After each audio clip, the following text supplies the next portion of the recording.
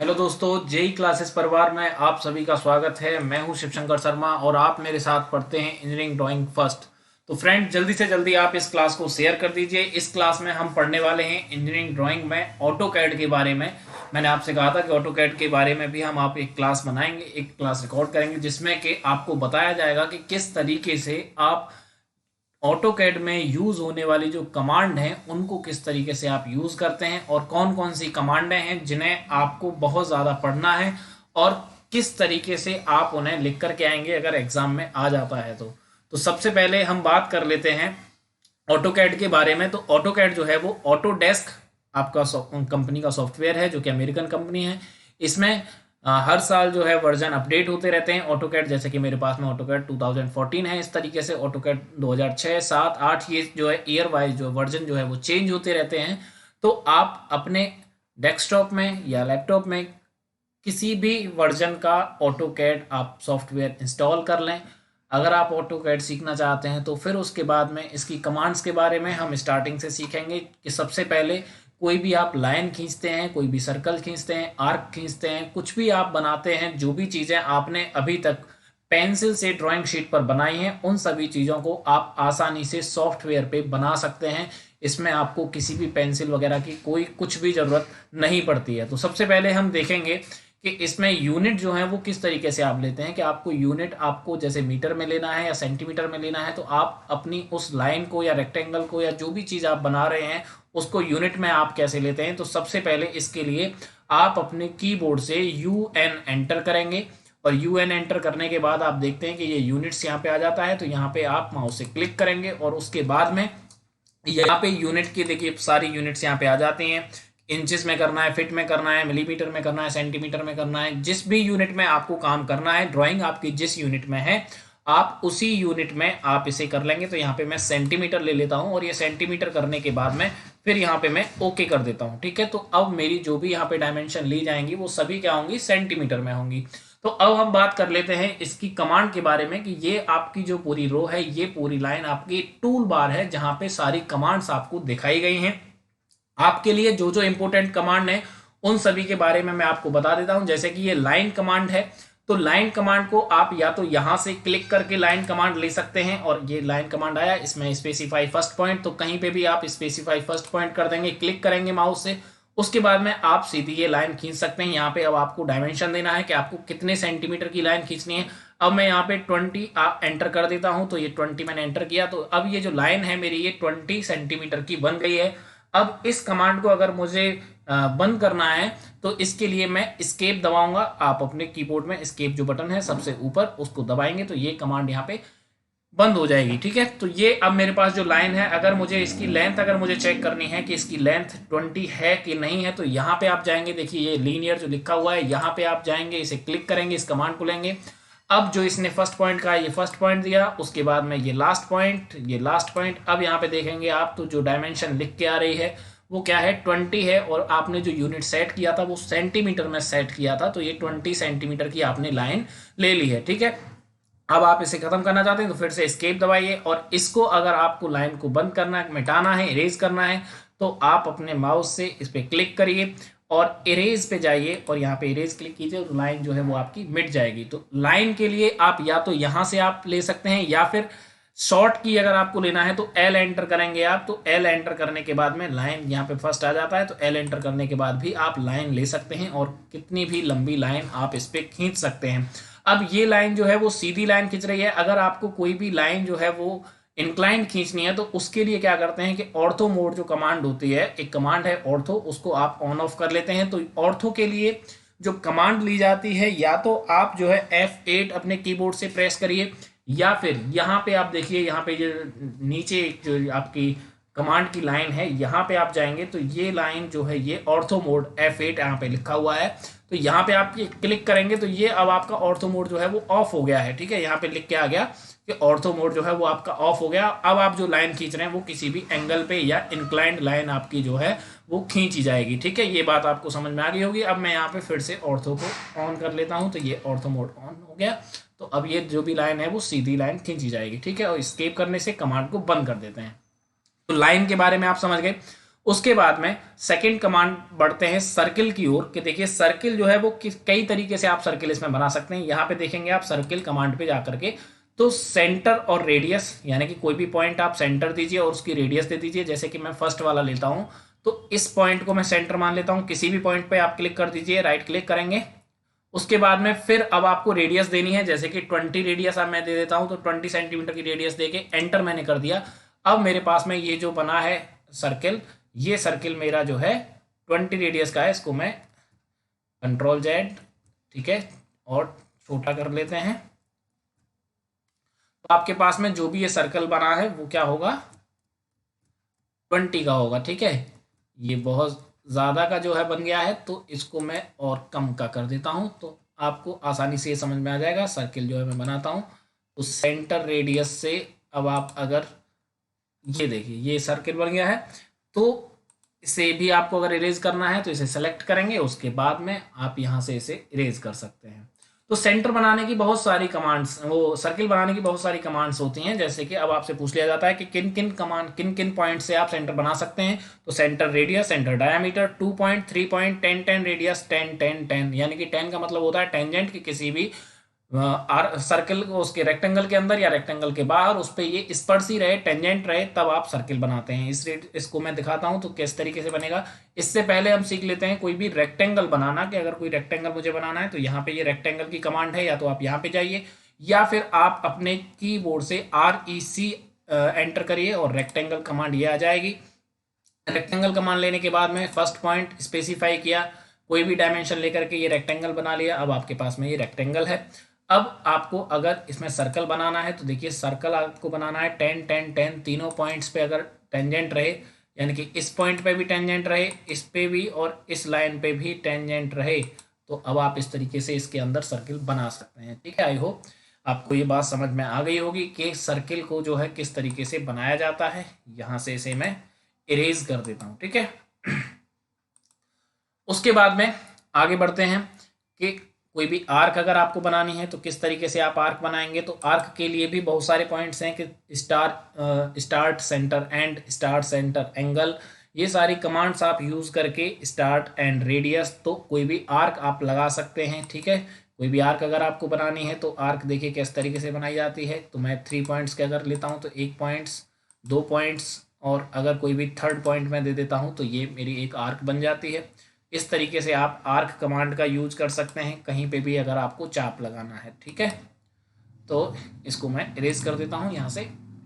उसके बाद में ये पॉलीलाइन जो है वो क्या है, कि जैसे आप अभी लाइन ले रहे थे उसी तरीके से पॉलीलाइन भी एक कमांड है लाइन खींचने के लिए, कि इसमें लाइन को आप लेंगे, एक बार किया उसके बाद में आप कितनी भी लाइन आप खींचेंगे, और जब आपको इरेज अगर करना है उसे यहाँ से स्केप करके इसको बंद कर दिया। अगर आपको इरेज करना है तो आप इसको एक साथ ही सेलेक्ट करेंगे, तो ये पूरी लाइन एक साथ ही सेलेक्ट हो जाती है और एक साथ ही ये इरेज हो जाती है। बाकी जब आप सिंगल लाइन लेते हैं और सिंगल लाइन से अगर आप लाइन ड्रॉ करते हैं तो, और आपको अगर इरेज करना है तो आपको पार्ट में इरेज करना पड़ेगा उसे, ठीक है। जैसे कि अब ये मैंने अगर लाइन बनाई है तो लाइन सभी डिफरेंट डिफरेंट लाइन है, अगर आप इरेज करेंगे तो ये एक पॉइंट, एक ही लाइन सेलेक्ट होगी तब इरेज होगी। अब इसको मैं सेलेक्ट करूंगा तब इरेज होगी। लेकिन पॉली लाइन में क्या है, सभी लाइन जो है वो एक दूसरी लाइन से जुड़ी हुई हैं और एक साथ कंबाइंड होती हैं, और आप एक लाइन को सेलेक्ट करते हैं तो सारी लाइन जो है वो एक साथ ही सेलेक्ट होती हैं, ठीक है। उसके बाद में आगे बढ़ते हैं। कॉपी है। कॉपी क्या है, कि अगर आपने कोई भी रेक्टेंगल बनाया है या सर्किल बनाया है, जैसे कि ये रेक्टेंगल मैंने बना लिया, अब मैंने कॉपी कमांड लिया, तो अब मैं इसको सेलेक्ट करता हूं, ठीक है। सेलेक्ट करने के बाद में फिर एंटर किया। अब इसको अगर मुझे कॉपी करना है, कहाँ से कॉपी करना है, स्पेसिफाई बेस पॉइंट, यानी कि यहाँ से अगर मुझे उठा करके इसे कॉपी करना है इस साइड में, तो यहाँ पे मैंने इसको कॉपी कर दिया। इसको अगर मुझे इधर भी कॉपी करना है तो यहाँ पे भी कॉपी कर दिया, और कमांड को बंद करना है तो एस्केप दबा दिया, ठीक है। तो यानी कि ये जो पॉइंट था मेरा, इस ये जो रेक्टेंगल था, इसको मैंने कॉपी करके यहाँ पे भी मैं ले आया एज इट इज। तो कॉपी कमांड का क्या होता है, कि एक ही ऑब्जेक्ट को दूसरी जगह अगर आपको रखना है, सेम एज बनाना है, तो आप कॉपी कमांड का यूज करेंगे, ठीक है। इसे मैं यहाँ से इरेज कर देता हूँ। उसके बाद में नेक्स्ट है ये मूव कमांड। जैसे कि अगर आप कोई भी सर्कल है आपने, और यहाँ पे ये सर्कल आपने बना लिया, सॉरी, या आपने कोई भी सर्कल यहाँ पे बनाया हुआ है, अब आपको इसे मूव करना है, यहाँ से दूसरी जगह उठा करके ले जाना है, किसी भी आकृति में उठा करके ले जाना है, तो आप मूव कमांड लेंगे, सेलेक्ट किया, उसके बाद में ऑब्जेक्ट को सेलेक्ट किया, उसके बाद में एक बार एंटर किया, उसके बाद में अब कहाँ से आपको इसे मूव कराना है, सेंटर से पकड़ के मूव कराना है, तो सेंटर से पकड़ के कितनी दूरी पे मूव कराना है, 5, 10 सेंटीमीटर, 20 सेंटीमीटर, जहाँ पे भी मूव कराना है वहां पर आप इसे मूव करा सकते हैं मूव कमांड से। ठीक है, तो इस तरीके से मूव कमांड का यूज करते हैं। उसके बाद में अगर अरे कमांड अगर आपको यूज करना है तो अरे कमांड को आपने सेलेक्ट किया, उसके बाद में ऑब्जेक्ट को आपने सेलेक्ट किया, उसके बाद में फिर से एक बार एंटर दबाया और आपका जो है सर्किल जो है वो बहुत सारे भागों में विभाजित हो जाएगा। तो ये आपका अरे कमांड होता है, इसे आप यहाँ से डिलीट कर सकते हैं। बाकी ये सारी चीज़ें हैं, आपको सिर्फ और सिर्फ जो सीखनी है वो आपको सीखनी है जब आप सॉफ्टवेयर इंस्टॉल कर लेंगे अपने उसमें, तो आप अच्छी तरीके से इन्हें सीख पाएंगे। इसमें तो सिर्फ आपका जो है थोड़ा सा ही सिलेबस है, जिसमें कि सिर्फ आपको शॉर्ट कीज के बारे में बताना और मूव कमांड का क्या यूज़ है, कॉपी का क्या यूज़ है, रोटेट का क्या यूज़ है, मिरर का क्या यूज़ है, इन सब के बारे में सिर्फ जानकारी करना है। और इसमें कुछ ज़्यादा कुछ बेसिकली है नहीं, बाकी इसका आपके जो सिलेबस में है वो इतना ही है। बाकी यहाँ पे आप जो है किस तरीके की ड्राइंग्स आप बना सकते हैं वो सारी आप देख लीजिए, कि यहाँ पे मैंने जो ड्राइंग्स बनाई हुई हैं वो आप देख पाएंगे कि यहाँ पे ये 3D में भी अगर आपको कोई भी ड्राइंग बनानी होती है तो आप इस पर बना सकते हैं, आसानी से बना सकते हैं। ठीक है, और अगर आपको कोई भी, जैसे कि ये बनाया हुआ है 3D में, ठीक है, अब यहाँ पे अगर कोई भी जैसे ड्राइंग है, ये बहुत सारी ड्राइंग्स, ये ड्राइंग अगर आपको इस तरीके से बनानी है तो ये ऑटोकैड में बनाई गई ड्राइंग है।